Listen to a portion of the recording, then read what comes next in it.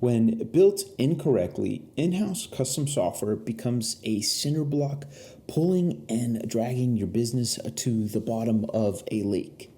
To avoid this fate, I'll show you how bad custom software ruins businesses. I'll also share how to build custom software that doesn't suck. But first, who the heck am I? My name is Alvaro. I am a professional web developer with over 7 years of experience. In my time, I've seen many projects fail. I've also seen others succeed. Through said experiences, I help business owners avoid costly mistakes and deliver software that's useful to them. So, how does custom software ruin your business? I'll tell you a short story to illustrate my answer. Quick side note too. When I say custom software, I mean the software you as a business owner pay others to build. Okay, let's get started. I once worked for a company making a large update to their existing custom software. I assume many of you have played the game Jenga, right?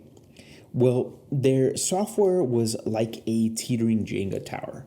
One wrong move of a single block on that tower and the whole thing would fall. In other words, over time, their software had become fragile. In my case, as the lead developer, I was hired not just to move a single block carefully.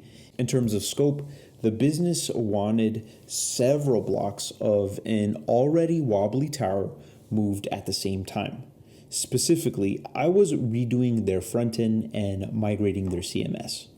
The job was possible, albeit delicate. The larger issue for the business was that solving big problems on bad software costs a lot. It costs valuable resources like time, energy, and money. In the case of the business in this story, the software was in many ways their cash cow, so they were willing to pay the high costs. As a result, the developers and I, through many challenges and tribulations, eventually delivered the solution to the business. But this company could foot the bill. Could you? Seriously, if the fix or update for your current custom software were to cost beyond your expectations or estimates, could your business survive that? Some of you will say yes, and others will say no. So how do you prevent this issue? How do you go about building software that doesn't sink your business? Let's take another look at the story from the first point. After working with said company for a time, it was clear to me their bad software wasn't just a result of bad engineering, although there was some of that. The reason why their software was bad went much deeper. See, developing good software is like baking a delicious cake. A delicious cake doesn't just appear. It requires exact ingredients and steps done in a specific order and in a specific way. The more faithful you are to the recipe and baking process, the better the cake will come out, generally. The less faithful you are to that recipe and that process, the more your cake will come out bad. That's essentially what creates bad software over time. Teams, both engineers and non-engineers, out of ignorance, pressure, laziness, being rushed, unrealistic deadlines, incompetence, or many other reasons, will start to cut corners and stray from the baking recipe, the process for developing great software, if you will.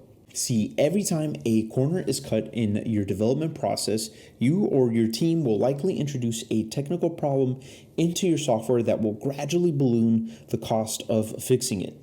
The meta solution, without getting too technical, is to build a great project management, product design, and software engineering culture and teams at your company.